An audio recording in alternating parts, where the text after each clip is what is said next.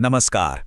GST registration, ये नाम सुनते ही दिमाग में लंबे इंतजार और मुश्किल कागजी कार्यवाही की तस्वीर बन जाती है ना? पर आज हम बात करने वाले हैं जीएसटी के एक नए नियम रूल 14A की, जो इस पूरी प्रक्रिया को सुपरफास्ट और बेहद आसान बनाने का वादा करता है। ये खासकर नए और छोटे बिजनेसेस के लिए एक गेम चेंजर हो सकता है। चलिए समझते हैं कि ये क्या है और आपके काम को कैसे आसान कर सकता है। देखिए, जीएसटी रजिस्ट्रेशन ये शब्द सुनते ही कई नए एंटरप्रेन्योर्स के मन में लंबे चौड़े फॉर्म्स और सरकारी दफ्तरों के चक्कर घूमने लगते हैं। और ये सच भी है। सालों से जो पारंपरिक तरीका चला आ रहा है वो थोड़ा धीमा और कह सकते हैं कि थोड़ा जटिल तो है ही। लेकिन अब सीन में एक बड़ा बदलाव आया है। जहां पहले वाले रास्ते पर हफ्तों लग जाते थे और एक एक चीज को मैन्युअली वेरीफाई किया जाता था, वहीं ये नया रूल 14A बस कुछ ही दिनों में ऑटो अप्रूवल का वादा करता है। आप इसे ऐसे समझिए जैसे ये जीएसटी रजिस्ट्रेशन की दुनिया में एक नई एक्सप्रेस लेन खुल गई हो। तो आइए इस एक्सप्रेस लेन के नियम और शर्तें जानते हैं। तो सवाल ये है कि ये रूल 14A आखिर है क्या और सरकार को इसे लाने की जरूरत क्यों पड़ी? देखिए, इसका एक ही मकसद है, छोटे और कम जोखिम वाले जो टैक्स पेयर्स हैं उनकी जिंदगी को थोड़ा आसान बनाना। अगर बिल्कुल आसान भाषा में समझें तो रूल 14A जीएसटी नियमों में एक तरह का शॉर्टकट है। इसका मेन फोकस इस बात पर है कि जो छोटे टैक्स पेयर्स हैं उनका रजिस्ट्रेशन बिना किसी ऑफिसर के फिजिकल वेरिफिकेशन के अपने आप ही सिस्टम से मंजूर हो जाए। मतलब कम से कम इंतजार और कम से कम भागदौड़। तो इसके फायदे तो बिल्कुल साफ हैं। अप्रूवल बहुत तेज है और किसी की मैन्युअल दखलंदाजी बहुत कम है। इसका सीधा मतलब ये हुआ कि स्टार्टअप्स और फ्रीलांसर्स जैसे जो छोटे बिजनेसेस हैं उन्हें अपना जीएसटी नंबर फटाफट मिल जाता है और वो अपना काम तुरंत शुरू कर सकते हैं। लेकिन हाँ, एक बात गांठ बांध लीजिए, ये एक ऑप्शनल स्कीम है, कोई जबरदस्ती नहीं। अच्छा, अब आते हैं सबसे अहम सवाल पर। क्या कोई भी इस तेज रास्ते को अपना सकता है? कौन कौन लोग इस सुविधा का फायदा उठा सकते हैं? देखिए, इसके लिए सिर्फ 3 आसान शर्तें हैं। पहली, आप नॉर्मल जीएसटी रजिस्ट्रेशन के लिए ही अप्लाई करें। दूसरी, अपना आधार ऑथेंटिकेशन का प्रोसेस पूरा करें। और तीसरी, और ये सबसे जरूरी है, आपको खुद ये डिक्लेयर करना होगा कि आपकी महीने की B2B टैक्स देनदारी 2.5 लाख रुपए से ज्यादा नहीं होगी।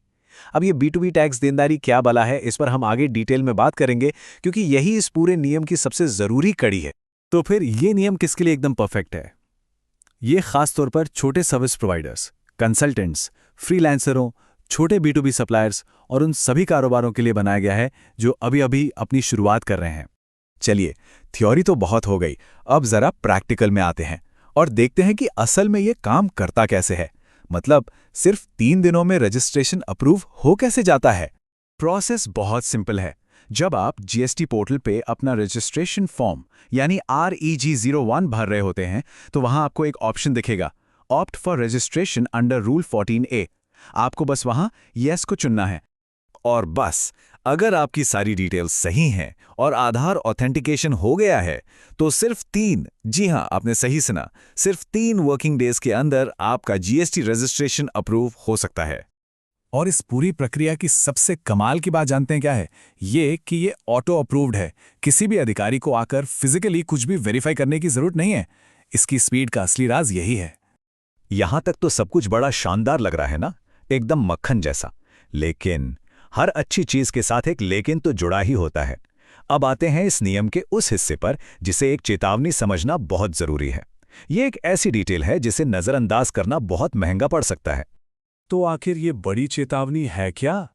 देखिए, यहां एक बहुत जरूरी बात को समझना होगा। ये जो लिमिट है ना, ये आपके टर्नओवर या आपकी कुल बिक्री पर नहीं है। नहीं, ये है आपकी मासिक B2B आउटवर्ड टैक्स लायबिलिटी पर। इसका मतलब है, एक महीने में आपने दूसरे जीएसटी रजिस्टर्ड बिजनेसेस को जो भी माल या सर्विस दी, उस पर लगने वाला सिर्फ और सिर्फ जीएसटी का अमाउंट, बिल का टोटल अमाउंट नहीं, सिर्फ टैक्स का अमाउंट। और वो जादुई आंकड़ा है 2.5 लाख रुपए।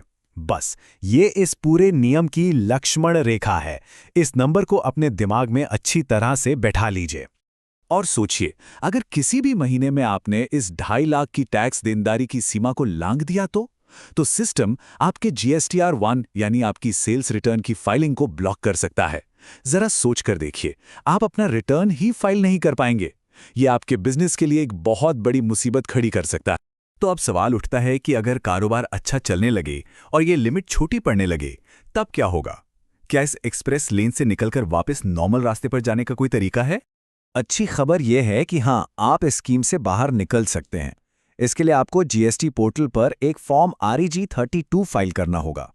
लेकिन ध्यान रहे, ऐसा करने से पहले ये पक्का कर लें कि आपके सारे टैक्स रिटर्न्स फाइल किए हुए हैं, कोई और एप्लीकेशन पेंडिंग नहीं है और आपका कंप्लायंस रिकॉर्ड बिल्कुल साफ सुथरा है।